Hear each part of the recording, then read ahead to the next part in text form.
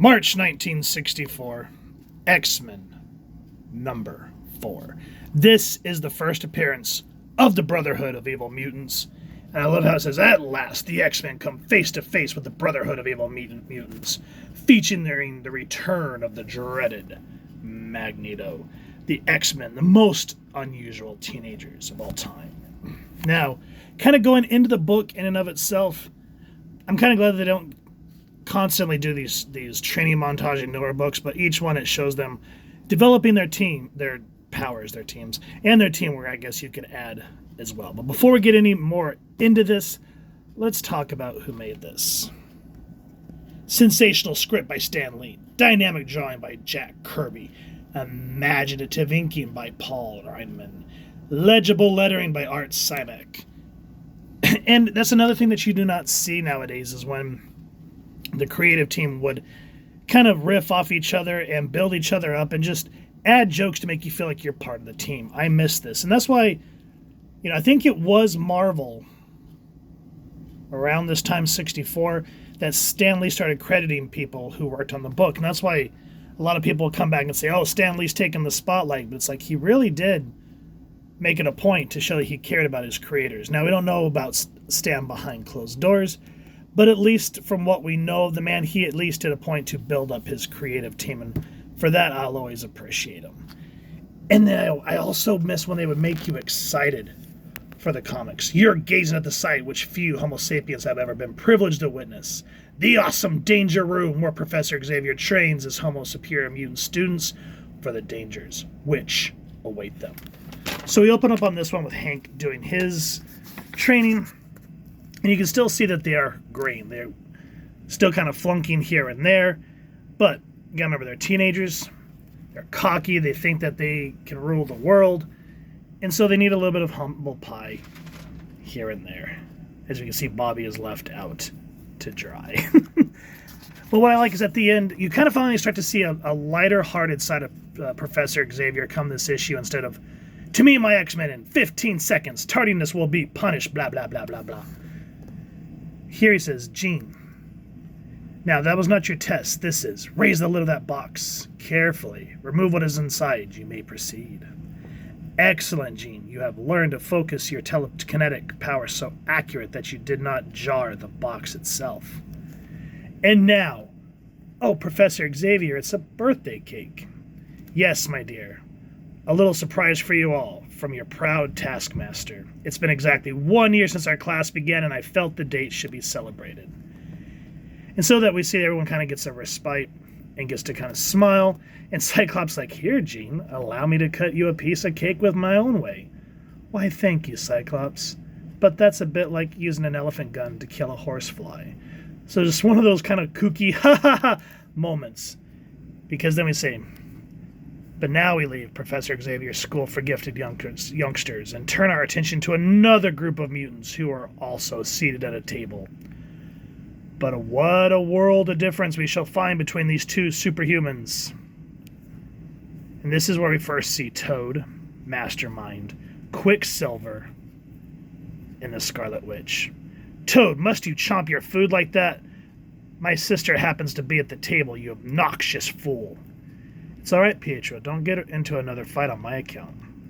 If the Toad is annoying the most lovely Scarlet Witch, I'll put a stop to that. I've had enough. I find your illusions as repulsive as the Toad's table manners. You are spunky, my little witch. I like that in a female. Someday I might even decide that you would be a worthy mate for Mastermind. How dare you speak to me that way? I'd sooner die than marry you. Wanda, don't point your finger at him. You know that always causes disasters to occur. And so we see, of course, that the Brotherhood of Evil Mutants do not get along, but they all have to be getting along because Magneto is the ones that's leading them. And of course, the Toad. In this version, I'd have to say, after reading this and later iterations down the road, my favorite version of Toad is when he's just like this coked out, psychotic semi-killer in Liefield's X-Force. That's probably my favorite version of Toad. But here, when they first introduced him, he's a suck-up. Where's our great leader? What wondrous deed can he be performing now to make Homo sapiens tremble? And this is where we're reintroduced to Magneto, who's coming up on this naval base saying, hey, I see you're sailing this boat, but it shall be mine for the greater use of Homo Superior. And so that kind of sets the stage. I don't want to get too much into the plot in and of itself because it's a little boring.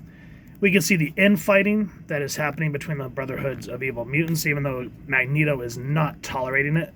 Quicksilver, Witch, I want to speak to you. Look, Magneto, you don't scare us. I'm taking my sister away from here. And what's interesting, I'm going to kind of read this, so bear with me. It says, you cannot leave. You've forgotten, excuse me, have you forgotten, you, most of all, what you owe me? He's right, Pietro. I must remain and serve him until my debt is repaid. Then I too shall stay, Wanda, to watch over you. Have you forgotten that day not long ago when I first came to your village in the heart of Europe? Have you forgotten how the superstitious villagers called you a witch because of your mutant powers? So in a sense, when Wanda was first introduced, she was kind of like Nightcrawler, which is interesting how they retconned it later down the road, where her and Pietro are raised in the Wundagore Mountains by, I can't remember the cow's name, but it was a community created by the High Evolutionist, and that's where they were semi-abandoned by her, Magneto's wife. I can't remember her name. But yeah, it's just interesting to see that he's using this as a way to keep them in the Brotherhood. And even in this issue, they in no way, shape, or form state that Magneto is related to the twins. Now, if anybody knows what issue that was finally confirmed, let me know. I'd love to go over it. But in this one, we at least see brother and sister, but we have no idea that they are the children of the Master of Magnetism. This is also the first issue. Even though it's not credited, this is the first appearance of the Astral Planes. There's a red alert. Everyone takes off to see what the professor is doing, and he goes, I knew you were trying to contact me, Magneto.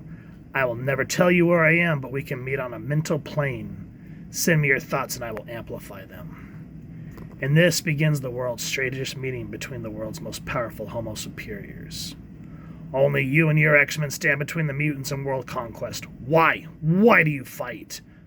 For you are a mutant as well.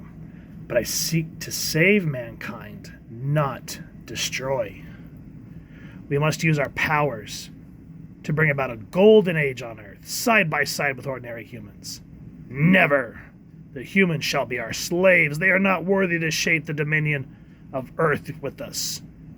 You have made your choice. Forevermore, you are mortal foes. And right there, 1964, that, for me, establishes everything that is wrong with Krakoa. Because they just become separatists and just everything that is not X-Men. And here it kind of points into where Magneto wants to attack this, what's the name of this place? Meanwhile, off the coast of Santo Marco, he wants to use this naval ship that he's commandeered to wage war, because this wants to be his first place that he stakes his claim. And remember, this was 1964. This was only 30 years. No, I'm sorry. 1964, so probably only maybe 20 years after World War II, something like that. And now remember, we don't know at this time that Magneto was a Jew in a concentration camp. But here we are showing what happens when someone is a megalomaniac, seeing all the juxtapositions and the parallels of how Magneto wants to rule the Earth, and that if you don't learn from the past, then it's doomed to repeat itself. So I very much like that. Not so subtle, but subtext that is serving the story. Now Magneto's taken the whole country, commandeered. People can't enter or leave without their approval. And very much Kirby is just on point, showing the parallels between Magneto and, of course, the Nazis. And it's just hard to read in that regard, but it serves its purpose, because the X-Men know that they need to stop him. They can't let another incident like that happen. So they have to, with what training they have to infiltrate the castle that Magneto has dubbed his own. And everyone, again, a little overconfident. Beast is thrown off the ledge, and he's like, Don't go away, little friend. I'll come back up and we can get to know each other better. But of course, Mastermind changes the side of the cliff where Beast was hanging, and he starts to fall. Angel, seeing that he's getting better at avoiding bullets, but is still taken down by the speedster Quicksilver, because they had not yet, other than Magneto, gone against other mutants per se, and he just gets the tar smacked out of them. And of course, Cyclops does his best. Again, nobody knows really how to go against Quicksilver. So the latter half of this is just a battle between the X-Men and the Brotherhood of Evil Mutant. Absolutely epic read, and how Magneto finally relents. And they save the day, but it comes at a price. What price is that? I highly recommend you read this issue.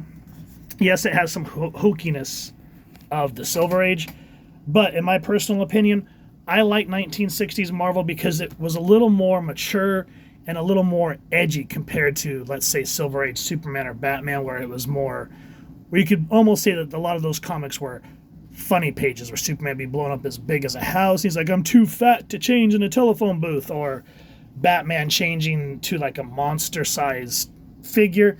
Those, for me, don't excite me. I like this because it brings in like how Marvel used to say it's the world outside your window.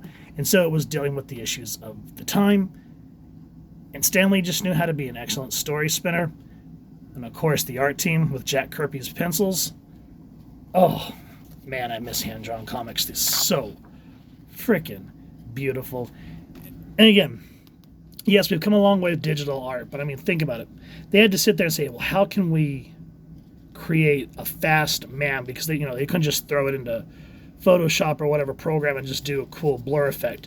They had to study anatomy to make it look like he's running correctly, speed lines. And even though that's gorgeous, I will still say that manga kicks ass when it comes to stuff like that, because they just know how to really make that intensified. But for this time,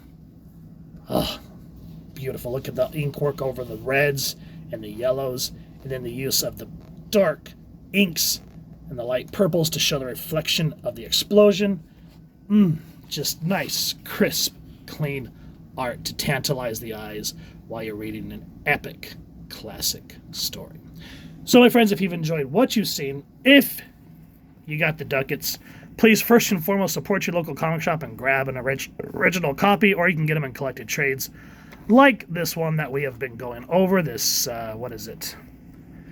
Penguin Classics Marvel Collection. I have to stop and think about it for a minute. Derp. Because right now, I've just been enjoying going back and just seeing where the X-Men were and where they are now.